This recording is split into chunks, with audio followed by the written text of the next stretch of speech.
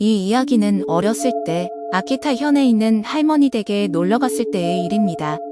1년에 한 번 있는 추석 밖에 방문하지 않았던 할머니 댁에 도착한 나는 할머니께 인사를 올리고 오빠와 함께 밖으로 놀러갔습니다. 도시와는 달리 맑은 공기와 상쾌한 바람을 오빠와 함께 논 주변을 돌아다녔습니다. 그런데 해가 중천에 뜨고 한낮에 접어들 무렵 바람이 멎었습니다. 기분 나쁜 정도의 역겨운 바람이 불어왔습니다. 나는 가뜩이나 더운데 왜 이렇게 따뜻한 바람이 불어오는 거야? 라고 아까의 상쾌함을 빼앗긴 것에 조금 기분 나쁜 듯이 말을 내뱉었습니다. 그런데 오빠는 아까부터 다른 방향을 보고 있었습니다. 그 방향에는 허수아비가 있었습니다. 저 허수아비는 왜 보고 있어? 라고 오빠에게 묻자, 아니, 저 너머에 있는 거라며 가만히 뚫어지게 응시하고 있었습니다. 나도 신경 쓰여서 논 너머를 지그시 쳐다봤습니다. 그러자 분명히 보였습니다. 뭐야, 저건 멀리 있기 때문에 잘 모르겠지만 사람 정도의 크기의 하얀 물체가 꼬불꼬불 움직이고 있었습니다. 게다가 주위에는 논만 있을 뿐 근처에 사람이 있는 것도 아니다. 나는 순간 묘하게 느껴졌지만 일단 이렇게 해석했습니다. 어라? 새로운 허수아비인가? 지금까지 움직이는 허수아비는 없었는데 농부나 다른 사람이 생각한 아이디어인가? 아니면 아까부터 부는 바람에 움직이는 거겠지? 오빠는 나의 정확한 해석에 납득한 표정이었지만 그 표정은 순식간에 사라졌습니다. 바람이 뚝 그친 겁니다.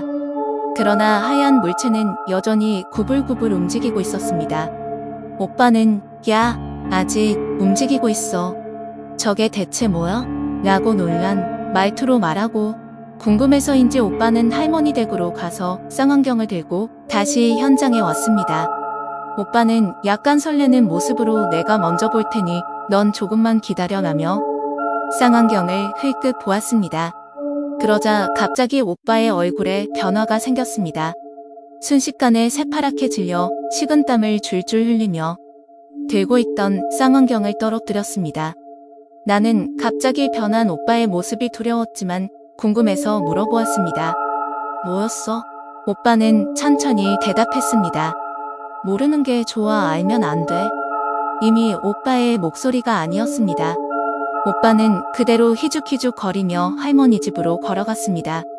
나는 곧 오빠를 새파랗게 질리게 만든 그 하얀 물체를 보려고 떨어져 있는 쌍안경을 꺼내려고 했지만 오빠의 말을 들어서인지 볼 용기가 나지 않습니다. 그러나 궁금했습니다.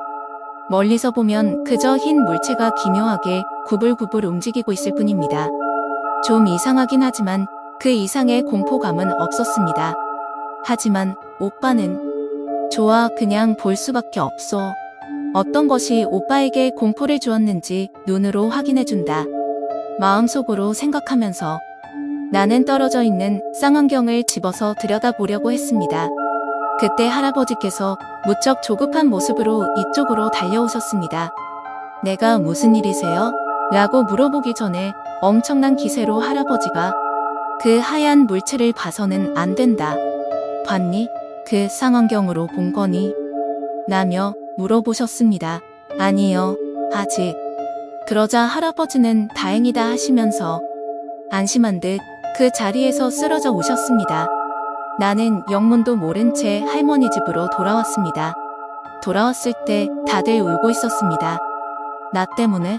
자세히 보니 오빠가 마치 하얀 물체처럼 꼬불꼬불 꿈틀대고 있었습니다. 나는 오빠의 모습에 그 하얀 물체보다 더 무서운 공포감을 느꼈습니다. 그리고 집에 돌아가는 날 할머니가 이렇게 말씀하셨습니다. 오빠는 여기 두는 게 살기 편할 거야. 도시는 좁고 세상 일을 생각하면 며칠도 못 갈 게야. 우리 집에 두고 몇 년이 지난 후에 논에 놓아주는 게 나을 게다. 나는 그 말을 듣고 눈물이 왈칵 쏟아졌습니다. 예전에 오빠를 다시 볼 수 없게 되었습니다. 또 내년에 할머니 집에 갔을 때 만났다고 해도 더 이상 오빠가 아니었습니다. 왜 이런 일이? 얼마 전까지 사이좋게 놀았는데 무엇 때문에? 나는 필사적으로 눈물을 닦으며 차를 타고 할머니 집을 떠났습니다. 할아버지와 할머니가 손을 흔드는 가운데 변해버린 오빠가 순간 나에게 손을 흔드는 것처럼 보였습니다. 나는 멀어져가는 중에 오빠의 표정을 보려고 쌍안경으로 들여다보니 오빠는 분명히 울고 있었습니다.